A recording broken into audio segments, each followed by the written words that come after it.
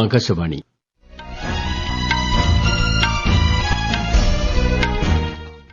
നമസ്കാരം. വാർത്തകൾ വായിക്കുന്നത് തുളസീദാസ് പരമേശ്വരൻ.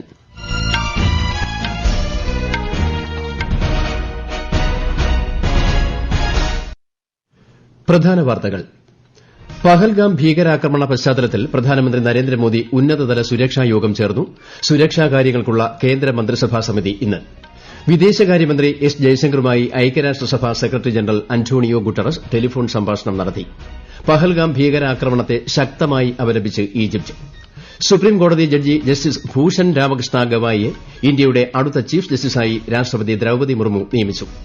ഉത്തരാഖണ്ഡിലെ പ്രസിദ്ധമായ ചാർധാം യാത്ര അക്ഷയ തൃതീയ ദിനമായ ഇന്ന് ആരംഭിക്കും. 2026 ഏഷ്യൻ ഗെയിംസിൽ ക്രിക്കറ്റും ഉൾപ്പെടുത്തി. വാർത്തകൾ വിശദമായി.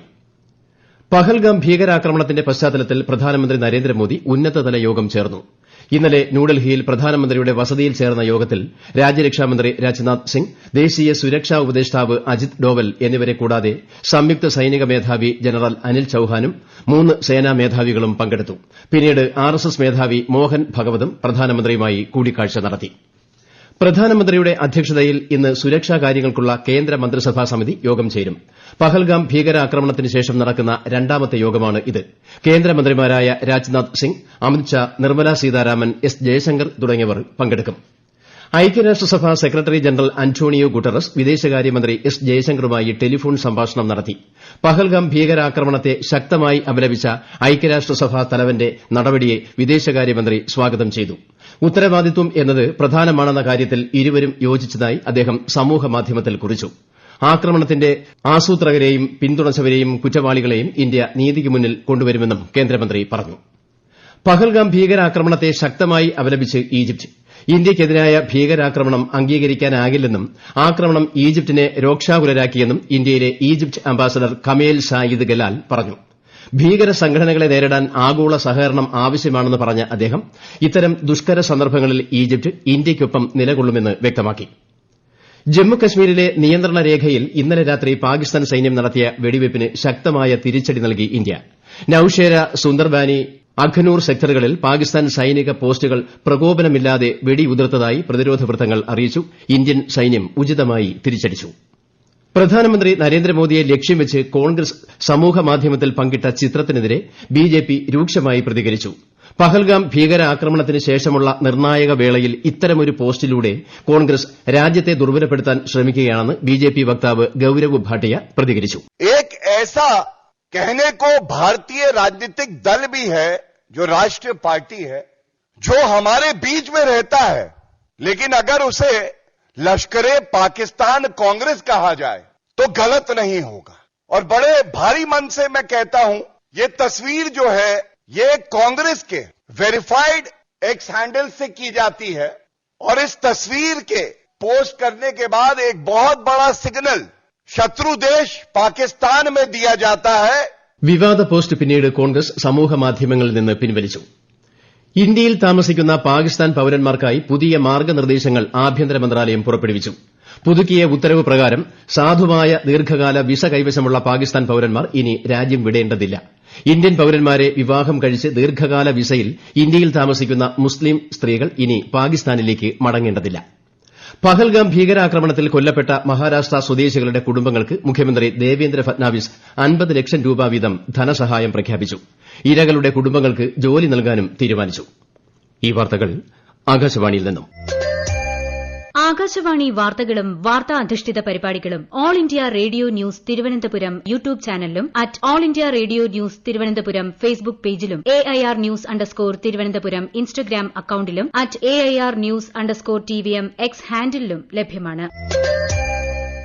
സുപ്രീംകോടതി ജഡ്ജി ജസ്റ്റിസ് ഭൂഷൺ രാമകൃഷ്ണ ഗവായി ഇന്ത്യയുടെ അടുത്ത ചീഫ് ജസ്റ്റിസാകും. രാഷ്ട്രപതി ദ്രൌപദി മുർമു ജസ്റ്റിസ് ഗവായിയെ ഇന്ത്യയുടെ അടുത്ത ചീഫ് ജസ്റ്റിസായി നിയമിച്ചതായും നിയമനം അടുത്ത മാസം 14 മുതൽ പ്രാബല്യത്തിൽ വരുമെന്നും കേന്ദ്രമന്ത്രി അർജുൻ റാം മേഘ്വാൾ അറിയിച്ചു. നിലവിലെ ചീഫ് ജസ്റ്റിസ് സഞ്ജീവ് ഖന്ന അടുത്ത മാസം 13 വിരമിക്കും. ഉത്തരാഖണ്ഡിലെ പ്രസിദ്ധമായ ചാർധാം യാത്ര അക്ഷയ തൃതീയ ദിനമായ ഇന്ന് ആരംഭിക്കും. ഉത്തരകാശി ജില്ലയിലെ ഗംഗോത്രി, യമുനോത്രി ക്ഷേത്രങ്ങളുടെ വാതിലുകൾ തുറക്കുന്നതോടെയാണ് യാത്ര ആരംഭിക്കുക. തീർത്ഥാടകരുടെ സുരക്ഷയ്ക്കും ഗതാഗത നിയന്ത്രണത്തിനും വിപുലമായ ഒരുക്കങ്ങളാണ് സംസ്ഥാനം ഏർപ്പെടുത്തിയിരിക്കുന്നത്. 2024 കൊടുങ്കാറ്റിനെ തുടർന്ന് നാശനഷ്ടങ്ങൾ സംഭവിച്ച മണിപ്പൂരിന് സഹായം അനുവദിച്ച് കേന്ദ്ര സർക്കാർ 153 കോടിയിലധികം രൂപയുടെ അധിക കേന്ദ്ര സഹായത്തിനാണ് അംഗീകാരം നൽകിയത്. കേന്ദ്ര ആഭ്യന്തരമന്ത്രി അമിത് ഷായുടെ അധ്യക്ഷതയിൽ ചേർന്ന ഉന്നതതല യോഗത്തിലാണ് തീരുമാനം. കേരളത്തിന്റെ സ്വപ്ന കവാടമായ വിഴിഞ്ഞം അന്താരാഷ്ട്ര തുറമുഖം കമ്മീഷനിംഗ് ചടങ്ങിന് ഇനി 2 നാൾ മാത്രം. പ്രധാനമന്ത്രി നരേന്ദ്രമോദി മെയ് 2-നാണ് വിഴിഞ്ഞം തുറമുഖം രാഷ്ട്രത്തിന് സമർപ്പിക്കുക. പ്രധാനമന്ത്രിയുടെ സന്ദർശനത്തോടനുബന്ധിച്ച് പ്രദേശത്ത് കനത്ത സുരക്ഷയാണ് ഒരുക്കുന്നത്. സ്കൂൾ വിദ്യാർത്ഥികൾക്ക് പുതിയ അധ്യയന വർഷം മുതൽ സൂംബ ഡാൻസ് പരിശീലനം നൽകുന്നതിന്റെ ഔദ്യോഗിക ഉദ്ഘാടനം മുഖ്യമന്ത്രി പിണറായി വിജയൻ ഇന്ന് തിരുവനന്തപുരത്ത് നിർവഹിക്കും. 15 സ്കൂളുകളിൽ നിന്നായി 1500ഓളം വിദ്യാർത്ഥികൾ ചന്ദ്രശേഖരൻ നായർ സ്റ്റേഡിയത്തിൽ സൂംബ അവതരിപ്പിക്കും. തൃശൂർ പൂരത്തിന് ഇന്ന് കൊടിയേറ്റം. തിരുവമ്പാടി പാറമേക്കാവ് ക്ഷേത്രങ്ങളിലും 8 ഘടകക്ഷേത്രങ്ങളിലും ഇന്ന് പൂരം കൊടിയേറും. വിശദാംശങ്ങളുമായി ആകാശവാണി തൃശൂർ ജില്ലാ പ്രതിനിധി ഭരിതപ്രതാപ്. തൃശൂർ പൂരത്തിന് പ്രധാന പങ്കാളിത്തം വഹിക്കുന്ന പാറമേക്കാവ് തിരുവമ്പാടി ക്ഷേത്രങ്ങളിലും ഘടകപൂരങ്ങളായി പങ്കെടുക്കുന്ന 8 ക്ഷേത്രങ്ങളിലുമാണ് ഇന്ന് പൂരം കൊടിയേറുന്നത്. തിരുവമ്പാടി പാറമേക്കാവ് ക്ഷേത്രങ്ങളിൽ രാവിലെ 11-നും 12:30-നും ഇടയിലാണ് കൊടിയേറ്റം നടക്കുക. നെയ്തലക്കാവ് ക്ഷേത്രത്തിലാണ് ഏറ്റവും അവസാനം കൊടിയേറുന്നത്. മെയ് 6-നാണ് തൃശൂർ പൂരം.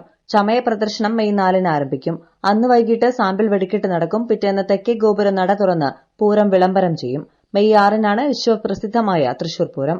പൂരത്തിന്റെ പ്രധാന ചടങ്ങുകളായ മടത്തിൽ വരവും ഇലഞ്ഞിത്തറമേളവും കുടമാറ്റവും പ്രധാന പൂര ദിവസമായ മെയ് 6-ന് നടക്കും. പിറ്റേന്ന് പകൽപൂരവും പുലർച്ചെ വെടിക്കെട്ടും നടക്കുന്നതോടെയാണ് പൂരം നാട്ടിൽ പെയ്തിറങ്ങുക. സംസ്ഥാന chief secretary doctor Sarada Muraleedharan ഇന്ന് വിരമിക്കും. ധനകാര്യ വകുപ്പ് additional chief secretary A Jayathilak ആണ് അടുത്ത ചീഫ് സെക്രട്ടറി. ജോലിസ്ഥലത്തെ ലൈംഗിക പീഡന നിരോധന നിയമം പോഷ് ആക്ട് അനീതി പരിഹരിക്കുന്നതിനാണ് ലക്ഷ്യമിടുന്നതെന്ന് ദേശീയ വനിതാ കമ്മീഷൻ ചെയർപേഴ്സൺ വിജയ രഹത്കർ പറഞ്ഞു. കൊച്ചിയിൽ പോഷ് ആക്ട് നടപ്പിലാക്കുന്നത് സംബന്ധിച്ചുള്ള അവലോകന യോഗത്തിൽ സംസാരിക്കുകയായിരുന്നു അവർ. ICSE 10ാം ക്ലാസ്, ISE 12ാം ക്ലാസ് പരീക്ഷാഫലം ഇന്നു രാവിലെ 11-ന് പ്രസിദ്ധീകരിക്കും. ഔദ്യോഗിക വെബ്സൈറ്റുകളിലൂടെയും ഡിജി ലോക്കർ വഴിയും ഫലം അറിയാം. 2026 ഏഷ്യൻ ഗെയിംസിൽ ക്രിക്കറ്റ് ഉൾപ്പെടുത്തി. 2026 സെപ്റ്റംബർ 19 മുതൽ ഒക്ടോബർ 4 വരെ ജപ്പാനിലാണ് ഏഷ്യൻ ഗെയിംസ് നടക്കുന്നത്. ഏഷ്യൻ ഗെയിംസിൽ ഇത് 4ാം തവണയാണ് ക്രിക്കറ്റ് ഉൾപ്പെടുത്തുന്നത്. IPL ക്രിക്കറ്റിൽ ഇന്നലെ രാത്രി ന്യൂഡൽഹിയിൽ നടന്ന മത്സരത്തിൽ കൊൽക്കത്ത നൈറ്റ് റൈഡേഴ്സ് ഡൽഹി ക്യാപിറ്റൽസിനെ 14 റൺസിന് പരാജയപ്പെടുത്തി. ഇന്ന് ചെന്നൈ സൂപ്പർ കിങ്സ് പഞ്ചാബ് കിങ്സിനെ നേരിടും.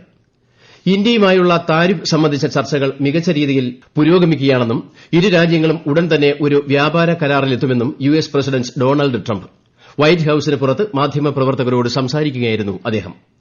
ലോക ദൃശ്യശ്രാവ്യ ഉച്ചകോടി വേവ്സ് 2025-ന് നാളെ മുംബൈയിൽ തുടക്കമാകും. മെയ് 1 മുതൽ 4 വരെ മുംബൈയിലെ ജിയോ വേൾഡ് സെന്ററിലാണ് world audio visual entertainment summit നടക്കുക. സംസ്ഥാനത്ത് നാളെ കൂടി ഉയർന്ന ചൂടിന് സാധ്യതയെന്ന് കേന്ദ്ര കാലാവസ്ഥാ വകുപ്പ്. വിവിധ ജില്ലകളിൽ മഞ്ഞ ജാഗ്രത പ്രഖ്യാപിച്ചു.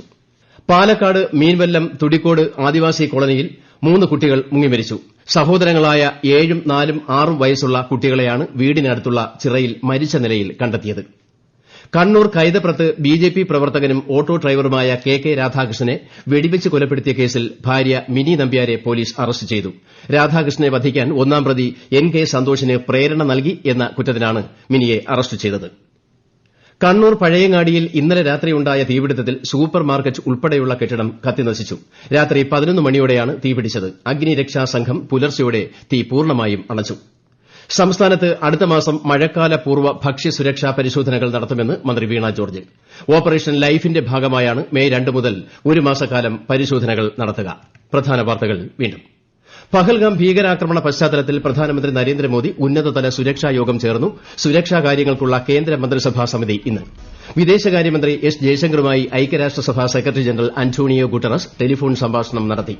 പഹൽഗാം ഭീകരാക്രമണത്തെ ശക്തമായി അപലപിച്ച് ഈജിപ്ത്. സുപ്രീംകോടതി ജഡ്ജി ജസ്റ്റിസ് ഭൂഷൺ രാമകൃഷ്ണ ഗവായിയെ ഇന്ത്യയുടെ അടുത്ത ചീഫ് ജസ്റ്റിസായി രാഷ്ട്രപതി ദ്രൌപദി മുർമു നിയമിച്ചു. ഉത്തരാഖണ്ഡിലെ പ്രസിദ്ധമായ ചാർധാം യാത്ര അക്ഷയ തൃതീയ ദിനമായ ഇന്ന് ആരംഭിക്കും. 2026 ഏഷ്യൻ ഗെയിംസിൽ ക്രിക്കറ്റും ഉൾപ്പെടുത്തി. വാർത്തകൾ കഴിഞ്ഞു. അടുത്ത വാർത്താ പ്രക്ഷേപണം 12:30-ന്.